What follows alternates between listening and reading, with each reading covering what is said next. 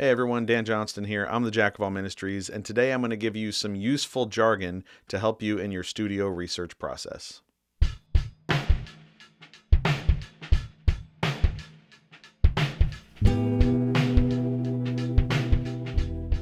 If you're familiar at all with my channel, you know that as the Jack of all Ministries, I don't claim to be a master of anything that I do.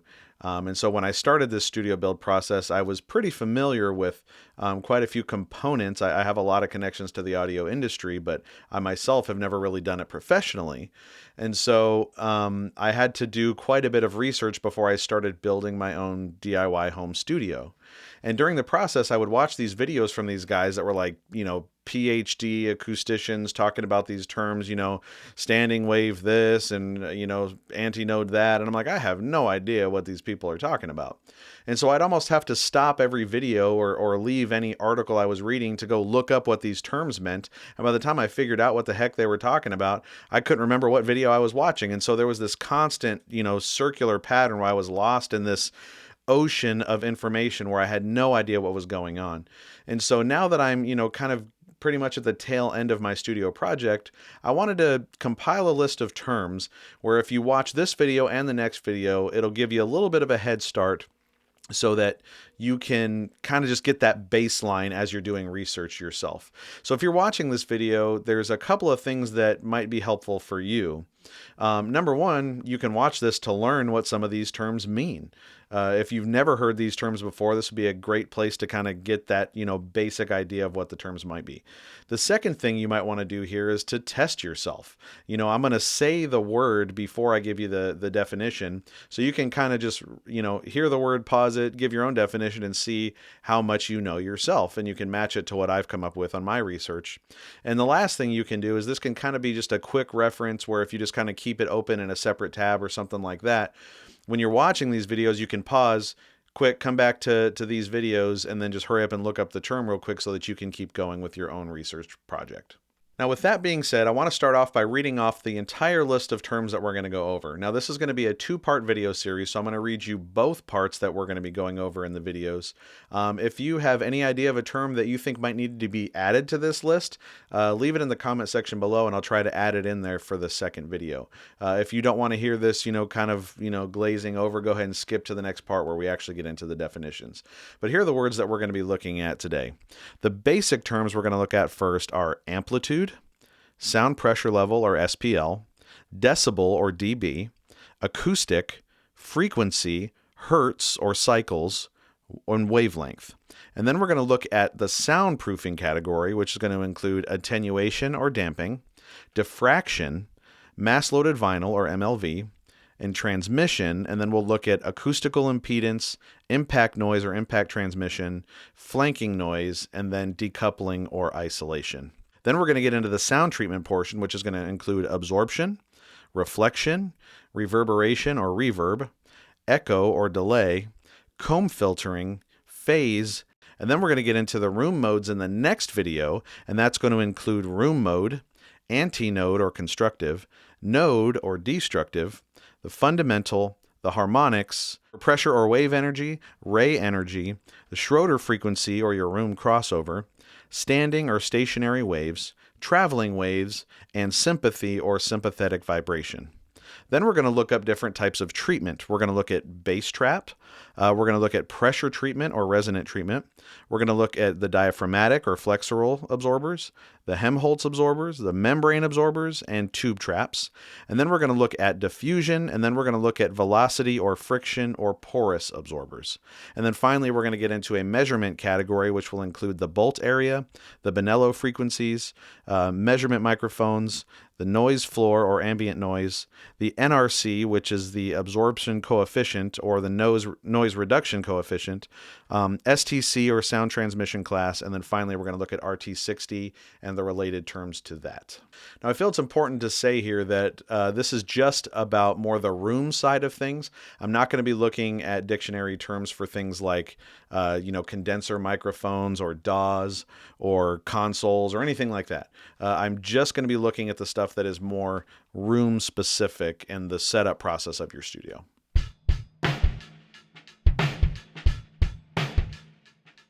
So let's go ahead and jump into the basic terms then. The first word that we're going to look at is the word amplitude. Now, this is something that gets used a lot, and it can mean a couple of different things, but I'm going to talk about it in more of a broad sense or a general term.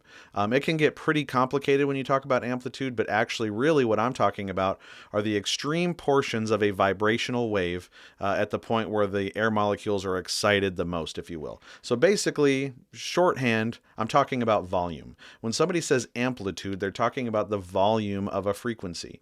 So if you hear that in a YouTube video and they say, oh, well, what amplitude is that frequency? They're asking you, how loud is that frequency? Sound pressure level, or SPL.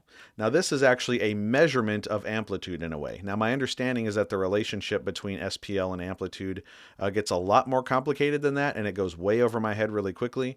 But basically, if you hear somebody talking about it in a YouTube video and they say, oh, your SPL, it's the sound pressure level. Now, what sound actually is it's a series of waves that go from high pressure down to low pressure, and it kind of pulsates in waveform like that.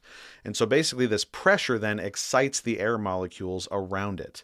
And so the pressure is actually the level that is determining what your sound actually is. So if they want to know your sound pressure level, it's actually how loud is a sound at a certain frequency or whatever they're looking at. If you're looking at a room measurement software and you see the SPL graph, it's talking about how loud the sound was at certain frequencies. Decibel, or dB. This is actually a measurement of SPL. Matter of fact, you might see dB SPL written down, and this is how you measure the loudness of a sound. Now, decibel is oftentimes abbreviated dB with a capital B, and that's because it's actually named after Alexander Graham Bell, the inventor of the telephone. And so the B, because it's a proper name, will actually get a capital B on it. And so a decibel is actually thought to be the amount of sound change that is detectable by the human ear. So basically you can hear the difference between, 50 and 51 decibels, but 50 and 50 and a half decibels is harder to detect with the human ear. And so that's the thought behind measuring decibels at the way that it is. So just an idea of what decibels might sound like. Typical breathing is about 10 decibels. A conversation is about 60 decibels. A lawnmower is probably going to be about 90 decibels. A rock concert is about 120 decibels. And a gunshot is about 130 decibels. And just so you know, it's considered that when you get above 85 decibels and it stays constant for more than 30 seconds, they say that's when hearing damage starts to occur. So if you're ever in an environment where the decibel level is 85 or higher for more than 30 seconds, you should probably be wearing hearing protection. Acoustic. Now, this is a term that gets thrown around quite a bit in a lot of different venues, and that's because acoustic can mean several different things. But I've broken it down to the four most common meanings here. The first one is an adjective, and basically it means anything relating to sound or human hearing. And so basically, if a wife was upset with her husband, she might say, I think you have some acoustical problems because you don't hear me talking to you. Another example of an adjective would be as it applies to musical instruments. So this would actually be that you'd be able to hear something without the assistance of electrical amplification. So basically when somebody plays an acoustic guitar, there is no electrical amplification. It's just coming from the acoustics of that guitar. Now, the next version that we would think of would actually be a noun, and this is studying basically the physics behind sound. And so somebody might say, oh, well, you know what? I am an acoustical engineer, which means that they are a part of the study of the physics of sound. Now, the last version of this would actually be talking about the attributes of a certain room. So you might go into a particular venue and say, wow, the acoustics in here are really great. Frequency.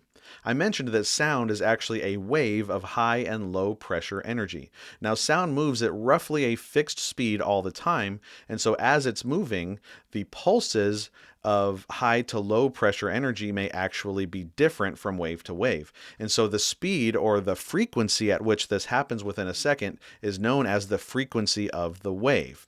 And now this frequency is measured in Hertz, or sometimes you'll hear it referred to in videos as cycles. And basically what this means is this measures how often this happens within a second. And so the more frequent the actual back and forth pulsing or the vibration happens, actually increases the pitch of a sound, and the less frequent that it happens, it actually lowers the pitch of the sound.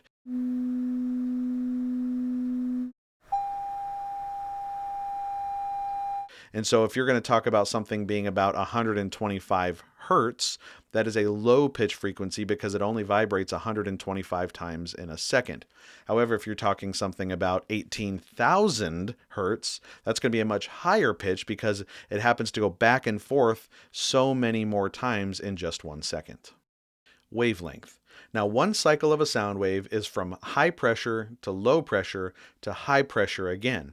Now, this may take place over a varying distance, and that's because sound waves move at a fixed speed, but their cycle rate or their frequency changes at differing rates.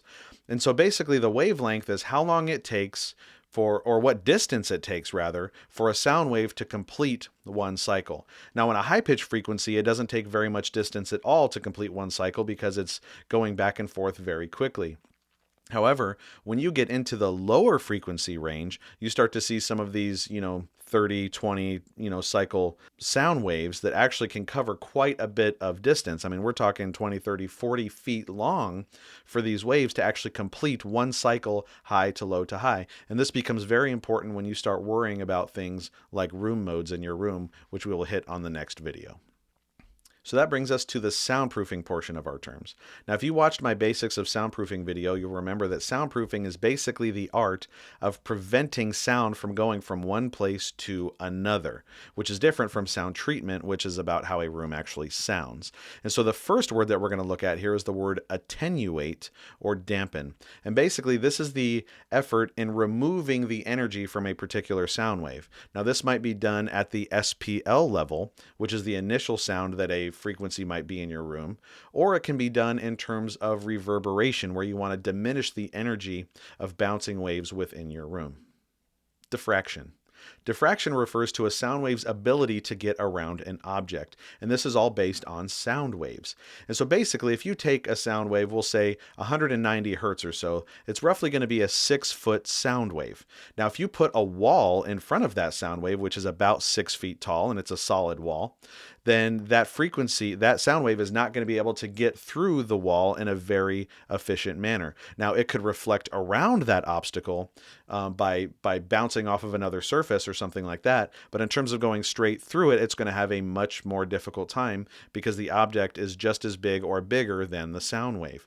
However, if you have a sound wave that's bigger than the object, remember this would be going down to lower frequencies, it's actually going to diffract around that object without an issue. And so diffraction becomes an issue in your room when your sound waves are bigger than any object that you might have that would be blocking it.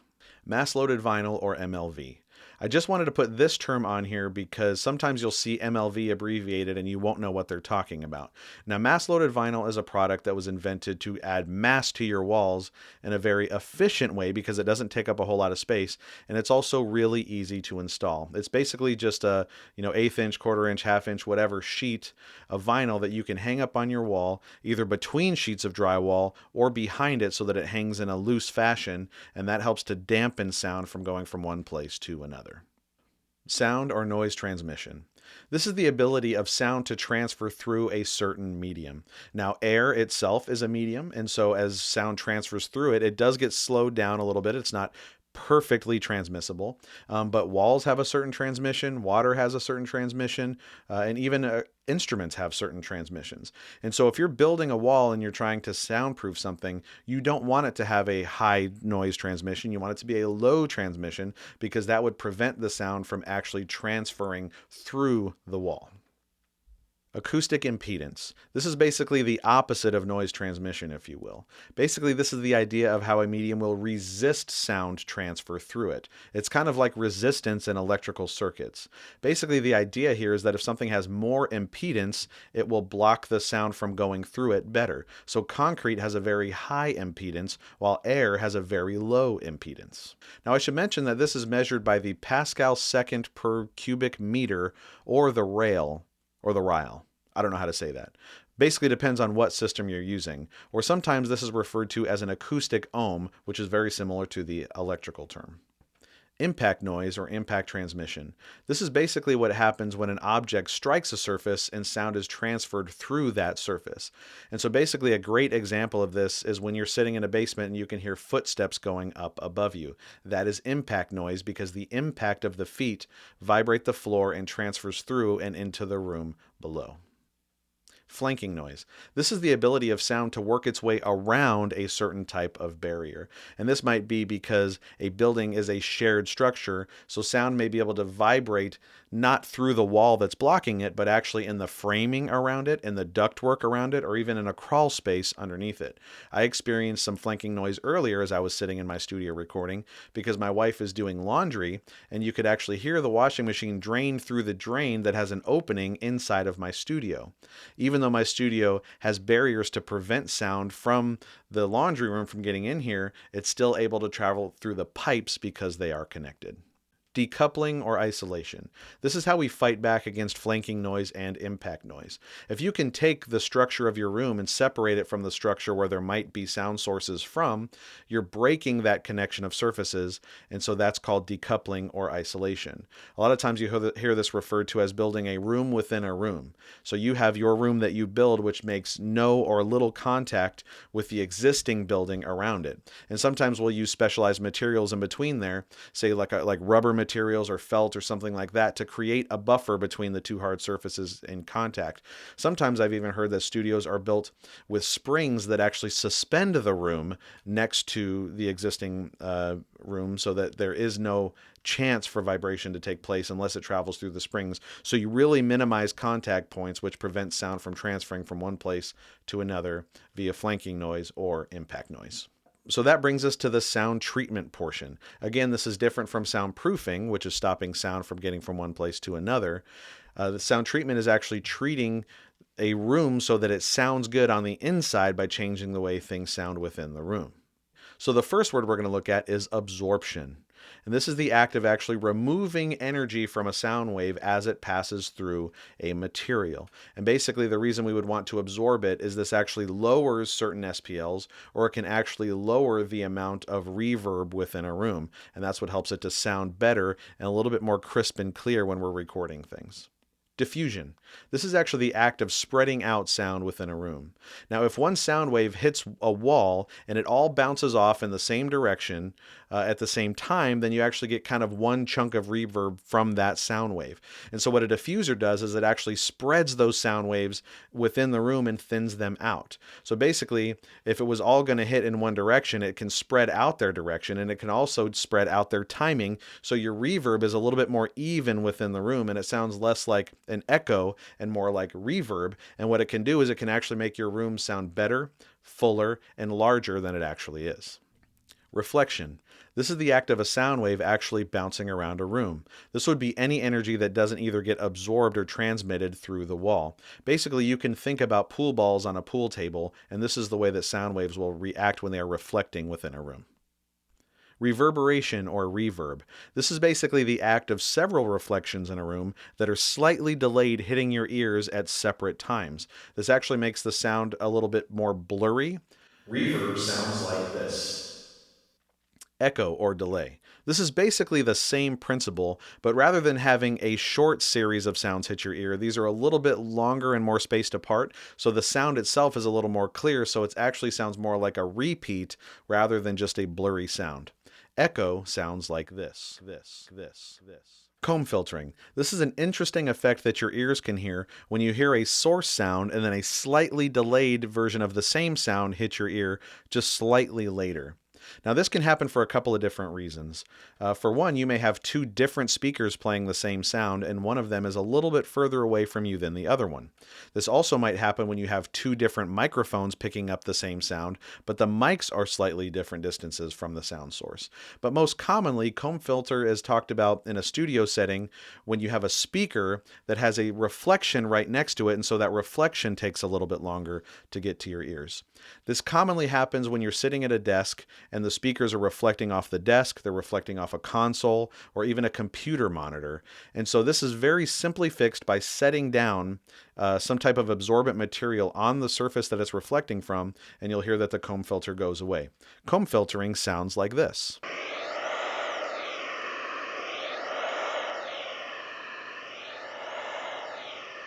Because the changes in sound aren't usually really significant and it's easily fixed, comb filtering isn't usually viewed as a big problem, but it is a version of distortion of the sound that you're hearing.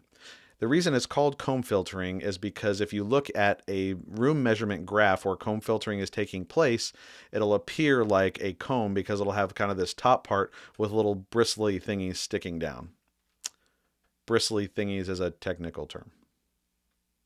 Phase. This has a relationship with comb filtering because this is what takes place to make the change happen in your ear. Now, if something is in phase, you will have two sound waves that have their high and low pressure portions coming at you at the exact same time. That's called being in phase. However, sometimes if you have the same sound coming at you at a slight delay, they can become out of phase. And that means that the high pressure portion of one wave is hitting you at the same time as the low pressure portion of the other wave. So if you have an increase in pressure and a decrease in pressure at the same time, it neutralizes, and so you don't hear anything. And that's called phase canceling. This is actually the principle that they use when you are wearing noise canceling headphones. And that's going to do it for this video. I hope that you found it useful and that it makes your research process just a little bit more seamless going forward.